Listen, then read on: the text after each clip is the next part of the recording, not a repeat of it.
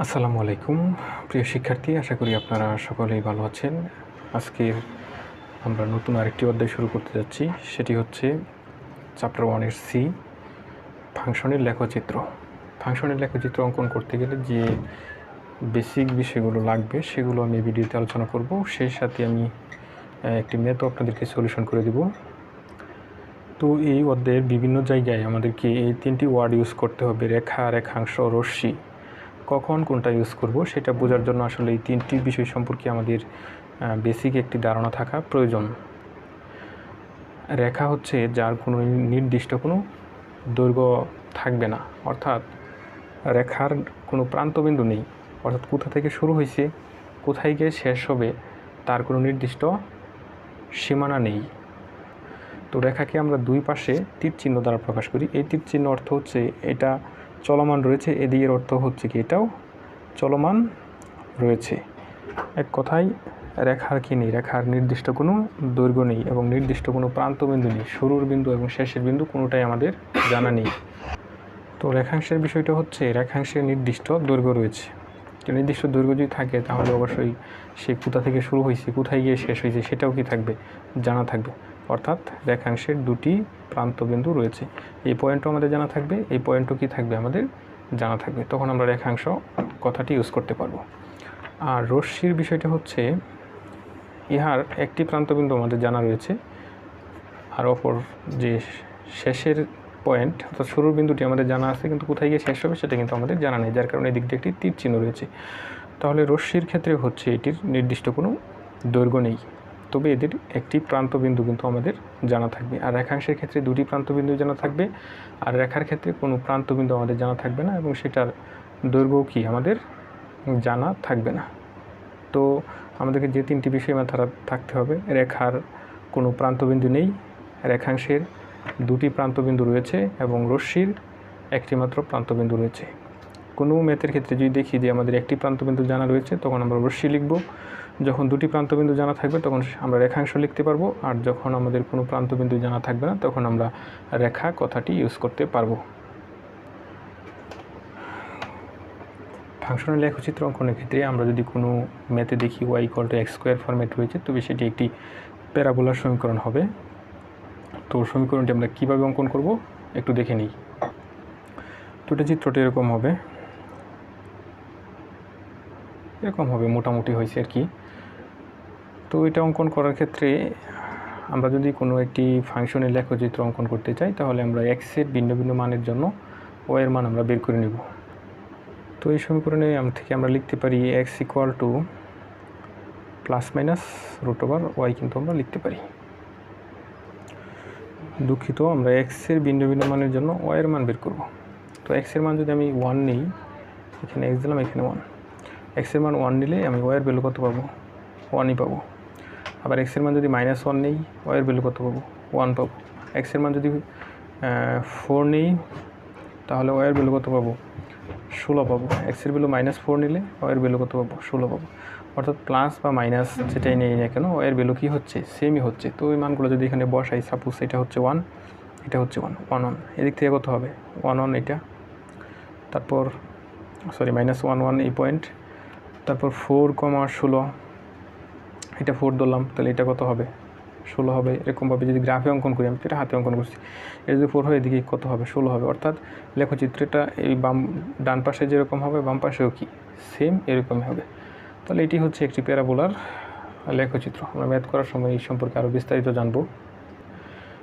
কোনো একটি সমীকরণ যদি আমরা এরকম দেখি যে ওয়াই আর এক্স রয়েছে অনলি, আর কিন্তু কনস্ট্যান্ট নাই, অর্থাৎ y=mx এরকম ফরম্যাট রয়েছে, তাহলে এই সমীকরণটি অবশ্যই মূলবিন্দুগামী হবে। কারণ আমরা ইন্টারমিডিয়েটে পড়ে আসছি বা 9 10-এ পড়ে আসছি যে y=mx এটি হচ্ছে একটি মূলবিন্দুগামী সরল রেখার সমীকরণ। এটা মূলবিন্দুগামী, এটা এদিকেও যাইতে পারে আবার এদিক দিয়েও যাইতে পারে, সেটা ডালের উপর ডিপেন্ড করবে। তো আমরা ম্যাথ করার সময় সম্পর্কে আরও জানবো। এখন আপাতত একটু হালকা ধারণা নিয়ে নিই। আমরা যদি কোনো সমীকরণে কীরকম ফরম্যাটে নিয়ে আসা যায়, x/a + y/b = 1 এরকম ফরম্যাটে যদি নিয়ে আসা যায়, তাহলে এই সমীকরণটি x অক্ষকে a,0 বিন্দুতে এবং y অক্ষকে 0,b বিন্দুতে ছেদ করবে। তাহলে এটা লেখচিত্র খুব সহজে অঙ্কন করা যাবে, কারণ আমরা জানি কোনো একটি সরলরেখার লেখচিত্র অঙ্কন করতে গেলে জাস্ট দুইটা পয়েন্ট জানা থাকলেই হয়। তাহলে একটা পয়েন্ট জানা আছে a,0 সেটা x অক্ষের উপরে থাকবে, আর একটা পয়েন্ট জানা আছে 0,b সেটাও অক্ষের উপরে থাকবে। তারপর যোগ করে দিলে কী পেয়ে যাবো আমরা? লেখচিত্রটা পেয়ে যাব। তো আমরা এখন একটি ম্যাথে চলে যাব, সেটি হচ্ছে আমাদের বইয়ের এক্সাম্পল 12। তো আমার বইয়ের এক্সাম্পল 12 হচ্ছে এই ম্যাথটি, সেটি বই ভেদে বা সংস্করণ ভেদে ভিন্ন হতে পারে। তো এই ম্যাথটি বিভিন্ন পরীক্ষায় আসতে দেখা গিয়েছে বিভিন্ন সময়ে, ভেরি ভেরি ইম্পর্টেন্ট একটি ম্যাথ। এটি আমাকে লেখচিত্র অঙ্কন করতে বলেছে।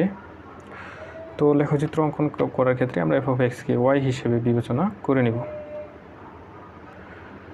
শর্ত একে বলা হয়েছে y=x² লেখচিত্র অঙ্কন করতে হবে, যেখানে x এর ভ্যালু কী হবে? x এর ভ্যালু 0-র চেয়ে ছোটো ভ্যালু আমি নিতে পারবো। তো লেখচিত্র অঙ্কন করতে গেলে আমাদেরকে বুঝ এবং কুটির মান জানা থাকার লাগে, অর্থাৎ x এবং y এর মান আমাদেরকে জানতে হবে। তো আমরা 4-5টি x এবং y এর মান এখান থেকে বের করব। তো আমরা x এর মানগুলো আমাদের ইচ্ছা অনুযায়ী ধরে y এর মান বের করে ফেলবো। তো 0-র চেয়ে ছোটো যেহেতু বলছি, আমি এখানে -2 নিলাম, তাহলে কত পাবো? y এর ভ্যালু 4। -3 নিলাম, y এর ভ্যালু কত পাবো? 9 পাবো। -4 নিলাম, y এর ভ্যালু কত পাবো? 16 পাবো। তারপর হচ্ছে -5 নিলে একটু, আচ্ছা -5 নিলাম, তাহলে কত পাবো? 25 পাবো। তো এখানে 0-র চেয়ে ছোটো যেহেতু বলেছে, তাহলে 0 ভ্যালুটাও আমাকে নিতে হবে। 0 নিলে এখানে পাবো হচ্ছে আমি y এর ভ্যালু 0ই পাবো। 0 কিন্তু হতে পারবে না, কিন্তু এটা আমাকে নিতে হবে। কেন লিখতে হবে? এটা বাংলা লেখার সময় বোঝা যাবে। এবারে y=x², 0 0 প্রান্তবিন্দু বিহীন, -2 4, -3 9, -4 16, -5 25 আরও বিন্দু রয়েছে, এই কারণে ডট দেওয়া হয়েছে। বিন্দু বিশিষ্ট একটি প্যারাবোলার সমীকরণ নির্দেশ করি। এবং শর্ত 1 এর জন্য আমরা পয়েন্টগুলো বের করে ফেলছি। এখন শর্ত 2 এর জন্য এবং শর্ত 3 এর জন্য পয়েন্টগুলো বের করব। সবশেষে আমরা লেখচিত্রটা অঙ্কন করব। শর্ত 2 হচ্ছে f(x)=x। আমরা বলছি f(x)কে আমরা y চিন্তা করে নেব। তাহলে শর্ত 2 অনুযায়ী y=x, এটা লেখচিত্র আমাকে অঙ্কন করতে হবে, যেখানে x এর সীমানা দেওয়া রয়েছে সেটা 0-র চেয়ে বড় অথবা সমান হইতে পারবে, 1-এর চেয়ে ছোটো অথবা সমান হইতে পারবে। আমরা আগেই বলেছিলাম, যদি কোনো সমীকরণের ফরম্যাট এরকম হয়, y=mx ফরম্যাট হয়, অর্থাৎ শুধু x থাকবে এবং y থাকবে, x এর সাথে সংখ্যা থাকতে পারে, তো সেটি হচ্ছে একটি মূলবিন্দুগামী সরলরেখার সমীকরণ নির্দেশ করে। তো আমাদেরকে এখানে এই দুইটা পয়েন্ট আমরা বসাবো। যদি কোনো সমীকরণ বের করতে বলে এবং সেটার দুইটা প্রান্তবিন্দু দেওয়া থাকে, অর্থাৎ 0 এবং 1 দুইটা প্রান্তবিন্দু কিন্তু দেওয়া রয়েছে, তাহলে এই দুইটি বিন্দু দিয়েই কিন্তু আমরা দুইটি বিন্দু দিয়েই লেখচিত্রটা অঙ্কন করে ফেলবো, কারণ এটা একটা সরলরেখা হবে, মূলবিন্দুগামী সরলরেখা। সরলরেখার ক্ষেত্রে দুইটা পয়েন্ট জানা থাকলেই হবে। তো আমরা x=একবার 0 নিব, 0 বসাইলে আমরা এখানে 0ই পাবো, 1 নিলে আমরা 1 নিব। তো আমরা বলতে পারি এটা কি হবে? 0 0 এবং 1 1 প্রান্তবিন্দু বিশিষ্ট একটি কিসের সমীকরণ হবে? রেখাংশ নাকি রশ্মি? আমি আগে বলেছিলাম রেখাংশের কি থাকে? দুইটা প্রান্তবিন্দু থাকে। এখানে কিন্তু 0 এবং 1 এর মধ্যবর্তী সংখ্যা হবে কি? x এর ভ্যালু, অর্থাৎ 0-র চেয়ে বড় অথবা সমান হবে, 1-এর চেয়ে ছোটো অথবা সমান হবে। তাহলে শুরুর পয়েন্ট কত? একটা পয়েন্ট হচ্ছে এক পাশে 0, আরেক পাশে কত? 1। এদের বাইরে কিন্তু যাইতে পারবে না। তাহলে অবশ্যই কী হবে? এটা একটা রেখাংশ হবে, কারণ রেখাংশে কী থাকে? নির্দিষ্ট দুইটা প্রান্তবিন্দু থাকে। তাহলে আমরা লিখতে পারি y=x, 0 0 এবং 1 1 প্রান্তবিন্দু বিশিষ্ট রেখাংশের সমীকরণ নির্দেশ করে। রেখাংশ, রশ্মি এই তিনটাই কিন্তু সরলরেখার পার্ট, কারণ হচ্ছে রেখা একটা সরলরেখা, রেখাংশও কি সরলরেখা নির্দেশ করে, আবার রশ্মিও কি একটা সরলরেখাই কিন্তু নির্দেশ করে।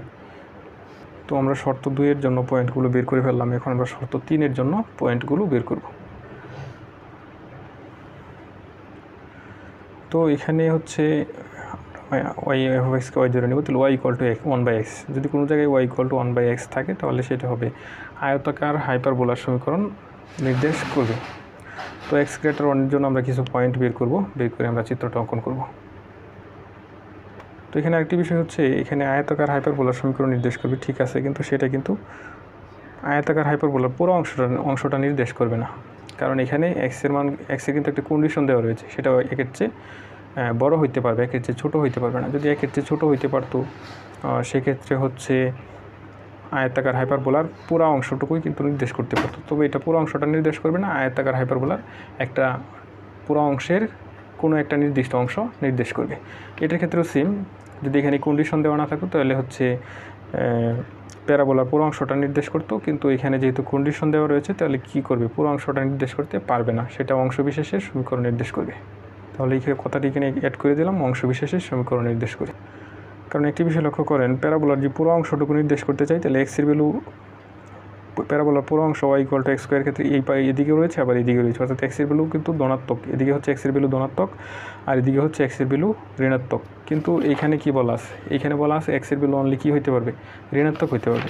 তাহলে এক্সের ভ্যালু যদি ঋণাত্মক হয় তাহলে কি প্যারাবোলার এই পার্টটাকে নির্দেশ করা সম্ভব না, প্যারাবোলার এই পার্টটা নির্দেশ করা যাবে, অর্থাৎ বাম পাশের অংশটুকু নির্দেশ করা যাবে, যার কারণে প্যারাবোলার কী হবে, অংশ বিশেষের সমীকরণ হবে এটি।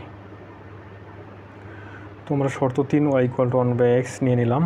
তো এই শর্তের ক্ষেত্রে আমরা মান কি বসাতে পারবো, একের চেয়ে বড় মান বসাইতে পারবো, তবে এক কিন্তু বসাইতে পারবো না। তো আমরা এক বসাবো কেন, কারণ আমরা এই কথাটি লিখতে পারবো যে এক যদি বসাই এখানে পাবো 1, তাহলে আমরা বলতে পারবো যে 1 1 প্রান্তবিন্দু বিহীন এত বিন্দু বিশিষ্ট আয়তাকার হাইপারবোলার সমীকরণ নির্দেশ করি। তাহলে একের চেয়ে বড় এখানে যে 2 বসাই তাহলে কত পাবো, হাফ পাবো, অর্থাৎ 0.5। এখানে যদি 3 বসাই তাহলে পাবো 1/3 পাবো, যদি 4 বসাই 1/4 পাবো, যদি 5 বসাই 1/5 পাবো। তাহলে আমরা লিখতে পারি y = 1/x 1 1 প্রান্তবিন্দু বিহীন এবং এত বিন্দু বিশিষ্ট আয়তাকার হাইপারবোলার সমীকরণ নির্দেশ করি। তো আমরা এখন প্রদত্ত যে 3টি সমীকরণ দেওয়া ছিল সেগুলোর লেখচিত্র এখানে অঙ্কন করব। এগুলোর লেখচিত্র হচ্ছে গ্রাফে না দিয়ে এভাবে দিলেও হবে, কারণ যেহেতু বিন্দুগুলো খুব কাছাকাছি বিন্দু, তো গ্রাফে অঙ্কন করা অনেকটা ঝামেলাপূর্ণ, যার কারণে এইভাবে দিলেই হয়ে যাবে। তো এখানে আমার বিন্দুগুলো ছিল -0 0 -2 4 -3 9 -4 16। তাহলে এটা হচ্ছে আমার 0 0 প্রান্তবিন্দু বিহীন কিন্তু ছিল, যার কারণে 0 0টাকে আমি এরকম গোল করে দেবো, তবে সেটাকে কী করবো না, ফিল আপ করবো না। ফিল আপ না করলে বোঝা যাবে সেটা হচ্ছে 0 0 প্রান্তবিন্দু বিহীন। এখন -2 4 বিন্দুটা এরকম এখানে নেই, -3 9 এরকম এখানে নেই। আমি তো জানি এটা একটা প্যারাবোলা হবে, যাতে প্যারাবোলার মতো হয় এরকমভাবে বিন্দুগুলো নিতে হবে। -4 16 এখানে নিলাম, -5 25 এখানে নিলাম। এখন বিন্দুগুলো যোগ করে দিই। তো এটা কিন্তু একটা প্যারাবোলা আমার হয়ে গেল। নেক্সট হচ্ছে 0 0 এবং 1 1 প্রান্তবিন্দু বিশিষ্ট কি একটি সরলরেখার সমীকরণ, একটি রেখাংশের সমীকরণ নির্দেশ করবে। তো এটা হচ্ছে 0 0 আর 1 1 প্রান্তবিন্দু আমি এখানে নিয়ে নিলাম 1 1, যেটা এটা মূল বিন্দুগামী হবে কিন্তু আবার। তাহলে 1 1, এখন এই দুইটা যদি যোগ করি তাহলে এটা একটা সমীকরণ হবে। আবার এখানে কিন্তু হচ্ছে 0 0 এবং 1 1 প্রান্তবিন্দু সহ ছিল কিন্তু, কারণ এখানে 0 0 পয়েন্ট এবং 1 1 পয়েন্ট সহ ছিল। তাহলে এই দুইটাকে কী করে দিতে হবে, এই দুইটা পয়েন্টকে অবশ্যই ফিল আপ করে দিতে হবে, এটা ফিল আপ করে দিতে হবে, কারণ এই বিন্দু এবং এই বিন্দু সহ ছিল। এখন মধ্যে 0 0 আর ফাঁকা থাকতে পারবে না, কারণ এটার জন্য সেটা কী হয়ে যাবে, ফিল আপ হয়ে যাবে। আর এখানে বিন্দুগুলো লিখে দিতে পারি -2 4 পয়েন্ট, এটা হচ্ছে -3 9, এটা হচ্ছে -4 16, এটা হচ্ছে -5 25। এটা কিন্তু এদিকে আরও হবে, যার কারণে আমি এটাকে একটু বাড়িয়ে দিতে পারি। একটু বাড়িয়ে দেওয়ার অর্থ হচ্ছে এদিকে আরও কিন্তু এই রেখাটা, এই প্যারাবোলাটার আরও অংশ কিন্তু এই সম্মুখ দিকে রয়েছে। এখন হচ্ছে আমরা শর্ত 3-এর বিন্দুগুলো বসাবো, 1 1 2 হাফ 3 1/3 4 1/4। তাহলে 1 1 পয়েন্ট এটাই, তবে সেটা 1 1 প্রান্তবিন্দু বিহীন ছিল সম্ভবত। হ্যাঁ, 1 1 প্রান্তবিন্দু বিহীন ছিল, কারণ এক্সের ভ্যালু ছিল 1 এর চেয়ে বড় ছিল। তো এটা 1 1 যেহেতু ফিল আপ করা আছে, এটা তো আর প্রান্তবিন্দু বিহীন করার কোনো অপশন নাই। তবে 2 হাফ, সাপোজ এটা 2, এখানে হাফ ধরলাম, তাহলে 3 1/3, এটা 3 1/3 কি হাফের চেয়ে ছোটো, তাহলে এটা আরও নিচের দিকে হবে, এখানে হবে। তারপর 4 1/4, এটা আরও নিচের দিকে হবে। 5 1/5 আরও নিচের দিকে হবে। ঠিক আছে, এক অক্ষের প্রায় কাছাকাছি চলে আসতেছে, আরও যত বিন্দু নিব এক অক্ষের কাছাকাছি আসবে। তাহলে এগুলো যোগ করে দিই, তাহলে এটাই হবে কি, এটাই হবে আমার আয়তাকার হাইপারবোলার সমীকরণ। একটু বাড়িয়ে দিতে পারি এদিকে। তো এখানে আমি বিন্দুগুলো ইন্ডিকেট করে দিতে পারি, এটা হচ্ছে 2 হাফ, এটা হচ্ছে 3 1/3, এটা হচ্ছে 4 1/4, এটা হচ্ছে 5,1/5, আর এটাকে একটু বর্ধিত করে দেওয়ার অর্থ হচ্ছে এর সামনেও কিন্তু কী রয়েছে, আরও পার্ট রয়েছে, যেরকম এটা কিন্তু বর্ধিত করা হয়নি, কারণ এখানে ছিল 0 0 এবং 1 1 প্রান্তবিন্দু বিশিষ্ট রেখার সমীকরণ কিন্তু আমাকে বের করতে বলেছিল। তো এটাই হচ্ছে তিনটি যে সমীকরণ ছিল, তিনটি সমীকরণের সম্মিলিত গ্রাফকে। তো এমএটিতে আমাদেরকে আরও দুটি বিষয় বের করতে হবে, সেটি হচ্ছে আমাদেরকে ডোমেন বের করতে হবে এবং রেঞ্জ নির্ণয় করতে হবে। তো ডোমেন এবং রেঞ্জ নির্ণয়ের বিষয়টি কিন্তু আমি চ্যাপ্টার 1-এর এতেই আলোচনা করেছি। যারা ওই ক্লাসগুলো দেখেছেন তারা ডোমেন রেঞ্জ সহজেই বের করে ফেলতে পারবেন, তাও আমি করে দিচ্ছি। তো কোনো একটি ফাংশনের যখন তিনটি ব্যবধি দেওয়া থাকবে, এখানে এক্সের ভ্যালু 0 থেকে ছোট হইতে পারবে, এখানে আরেকটি সীমানা দেওয়া রয়েছে, এখানে আরেকটি সীমানা দেওয়া রয়েছে, তাহলে তিনটি সীমানাকে ইউনিয়ন করলে যে আনসারটা হবে সেটি কী হবে, আমাদের ডোমেন হবে। তাহলে আমরা ডোমেন লিখতে পারি, ডোমেন ডিএফ মানে এফ ফাংশনের ডোমেন ইকুয়াল টু 0 থেকে ছোট হইতে পারবে। তাহলে 0 থেকে ছোট কোন পর্যন্ত হইতে পারে, সেটা -∞ পর্যন্ত হইতে পারে। তাহলে 0 থেকে এরকম লিখতে পারি, -∞ থেকে 0 ইউনিয়ন কী হবে, 0 থেকে 1 পর্যন্ত, 0-র চেয়ে বড় অথবা সমান, 1-এর চেয়ে ছোটো অথবা কী হবে, সমান হবে। তাহলে 0 সহ যেহেতু গ্রেটার ইকুয়াল রয়েছে, তাহলে থার্ড ব্র্যাকেট হবে 1 ইউনিয়ন, এখানে 1 থেকে ইনফিনিটি পর্যন্ত হইতে পারে, কারণ এক্সের ভ্যালু 1-এর চেয়ে বড়। তাহলে প্রথম বন্ধনী হবে, যেহেতু 1 সহ নয়, 1 থেকে ইনফিনিটি। তাহলে এখন পুরো এরিয়াটা কী বোঝাচ্ছে, একটা হচ্ছে -∞ থেকে সংখ্যা রেখার সাহায্যে যদি একটু দেখি, প্রথমটা হচ্ছে আমরা জানি সংখ্যা রেখার এটা 0, -∞, এটা হচ্ছে +∞। প্রথমটা হচ্ছে -∞ থেকে 0 পর্যন্ত, অর্থাৎ এখান থেকে এই পর্যন্ত। পরেরটা হচ্ছে 0 থেকে 1 পর্যন্ত, 0 সহ, 0 থেকে আমি এটা 1 ধরলাম এবং 1 সহ, পরেরটা হচ্ছে কি 1 থেকে ইনফিনিটি পর্যন্ত। তাহলে এখানে হচ্ছে একটি সংখ্যা রেখার পুরো পার্টকে নির্দেশ করতেছে, আর একটি সংখ্যা রেখার পুরো পার্ট মানে হচ্ছে কি সেটা একটি বাস্তব সংখ্যা নির্দেশ করে। তাহলে এটা ডোমেন হবে আর হবে। তো এখন আমরা এটা রেঞ্জ বের করব। রেঞ্জ বের করার ক্ষেত্রে আমরা জানি যে কোনো একটি ফাংশনের যে আউটপুট সেটি হচ্ছে রেঞ্জ, আর আউটপুট বলতে f(x)কে যদি আমরা y চিন্তা করি, তাহলে y এর মানগুলোই কী হবে, রেঞ্জ হবে। তাহলে x<0 এর জন্য y এর মান কী হতে পারে, সেই সীমানাটা আমাদেরকে বের করতে হবে। এটার জন্য y এর একটা সীমানা পাবো, এটার জন্য y এর একটি সীমানা পাবো, তারপর তিনটি সীমানাকে আমরা ইউনিয়ন করলে রেঞ্জের মান কিন্তু পেয়ে যাব। প্রথমে x<0 এর জন্য y এর সীমানাটা বের করব। তো x-এর মান যদি আমি 0 বসাই, এখানে y এর মান কত পাবো, এটাকে f(x)কে আমি y চিন্তা করে নেব, তাহলে y এর মান 0ই হবে। x-এর মান যদি -1 হয়, y এর মান কী হবে, +1 হবে। x-এর মান যদি -2 হয়, y এর মান কত হবে, +4 হবে। অর্থাৎ এখানে আমরা যদি x-এর মান 0 থেকে ছোট বসাই, তাহলে y এর মানটা কী হবে, 0 থেকে বড় হবে, 0 থেকে বড় হবে। তাহলে y কী হবে, y > 0। তো 2-এর ক্ষেত্রে শর্ত ছিল যে x-এর ভ্যালু কী হবে, 0 চেয়ে বড় অথবা সমান হবে, x-এর ছোটো অথবা সমান হবে। তাহলে y = x চিন্তা করে নিলাম, তাহলে x-এর ভ্যালু যদি 0 হয়, তাহলে y এর ভ্যালু কত হবে, 0 হবে। আবার x-এর ভ্যালু যদি 1 হয়, y এর ভ্যালু কত হবে, 1 হবে। তাহলে > y <= 1 এর চেয়ে ছোটো অথবা সমান y। যদি এরকম কন্ডিশন থাকে, জাস্ট কি মাঝখানে x-এর জায়গায় y দিয়ে দিব, আর 0 জন্য x-এর ভ্যালু কত, y এর ভ্যালু কত আছে সেটা এখানে লিখে দেবো, আর 1 এর জন্য কত আছে সেটা কোথায় লিখে দিব, এখানে লিখে দিব। এখন হচ্ছে এই কন্ডিশনটা লক্ষ্য করি, এখানে বলছি x > 1, অর্থাৎ x-এর মান যদি 1-এর চেয়ে বড় হয়, তাহলে y = 1/x, অর্থাৎ y এর মান কী হবে সেটা আমাদেরকে জানতে হবে।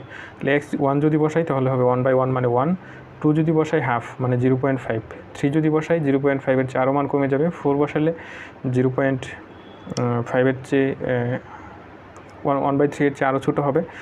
অর্থাৎ এখানে হচ্ছে আমি যদি x-এর ভ্যালু 1-এর চেয়ে বড় বসাই, তাহলে হচ্ছে y এর ভ্যালু হচ্ছে 0-র কাছাকাছি চলে আসবে। তো x-এর ভ্যালু 1-এর চেয়ে বড় হলে y এর ভ্যালু হবে কি, 0-র চেয়ে বড় হবে, y এর ভ্যালু 0-র চেয়ে বড় হবে এবং 1-এর চেয়ে কী হবে, ছোটো হবে। কারণ 1 বসালে কিন্তু আমি 1ই পাবো, 1 বসালে 1 পাবো, কিন্তু 1-এর চেয়ে যদি বড় ভ্যালু বসাই, সেটা কিন্তু কার কাছাকাছি যাবে, যত বড় ভ্যালু বসাবো x-এর, সেটা কিন্তু 0-র কাছাকাছি চলে যাবে। তাহলে আমি লিখতে পারি y এর ভ্যালু অবশ্যই কী হবে, 0 থেকে বড় এবং 1-এর চেয়ে কী হবে, ছোটো হবে এই সীমানার জন্য। তাহলে প্রদত্ত ফাংশনের রেঞ্জ হবে এই তিনটি, y এর কী হবে, y এর যে তিনটি সীমানা রয়েছে সেই তিনটি সীমানার ইউনিয়ন হবে। তাহলে এটা কি 0 থেকে ইনফিনিটি পর্যন্ত ইউনিয়ন, এটা থার্ড ব্র্যাকেট হবে 0 থেকে 1 ইউনিয়ন, এটা দুইটাতেই প্রথম বন্ধনী হবে, কারণ জিরোর চেয়ে বড় কিন্তু জিরো হইতে পারবে না, ওয়ানের চেয়ে ছোটো কিন্তু ওয়ান হইতে পারবে না। তাহলে এই তিনটির ইউনিয়ন কি হবে সেটা যদি আমরা একটু সংখ্যা রেখার সাহায্যে দেখার চেষ্টা করি। এটা হচ্ছে জিরো, এদিকে প্লাস ইনফিনিটিভ, এদিকে হচ্ছে মাইনাস ইনফিনিটিভ। তাহলে প্রথমটা হচ্ছে জিরো থেকে ইনফিনিটিভ পর্যন্ত, জিরো থেকে ইনফিনিটিভ, এই যেটা জিরো থেকে ইনফিনিটিভ নির্দেশ করতেছে। পরেরটা হচ্ছে জিরো থেকে ওয়ান, তবে জিরো এবং ওয়ান সহ কিন্তু, কারণ দুইটাতেই থার্ড ব্র্যাকেট রয়েছে, তাহলে এটা ব্লক করে দিতে হবে। পরেরটাও জিরো থেকে ওয়ান, তবে এখানে জিরো এবং ওয়ান ব্যতীত, তাহলে এটা জিরো থেকে ওয়ান এটাই বোঝাচ্ছে। তবে এখানে জিরো থেকে ওয়ান সহ, এটা জিরো থেকে ওয়ান ব্যতীত, যেহেতু ব্লক করা আছে এটাকে নতুন করে দেখানোর সুযোগ নাই। তো এখানে হচ্ছে ইউনিয়ন মানে হচ্ছে এই তিনটি সেটকে নির্দেশ করবে, এই তিনটি এলিমেন্টকে নির্দেশ করবে এরকম একটা পার্ট আমাকে খুঁজে বের করতে হবে। এরকম পার্ট কি জিরো থেকে ইনফিনিটিভ, কারণ জিরো থেকে ইনফিনিটিভের ভিতরে কি সবগুলোই রয়েছে। তাহলে এটা রেঞ্জ কী হবে, এটা রেঞ্জ হবে জিরো থেকে ইনফিনিটিভ, জিরো সহ হবে কিন্তু, কারণ এটা ব্লক করা, থার্ড ব্র্যাকেট জিরো আর এদিকে হবে ইনফিনিটিভ, ইনফিনিটিভের সাথে ফার্স্ট ব্র্যাকেট হবে। তো এটাই হচ্ছে আমাদের রেঞ্জ। তো আশা করি আপনারা ম্যাথটি খুব ভালোভাবে বুঝতে পেরেছেন। তো তাও যদি কোনো সমস্যা থাকে আপনারা অবশ্যই কমেন্ট করে জানাবেন। তো সবাই ভালো থাকবেন, সুস্থ থাকবেন, আল্লাহ হাফেজ।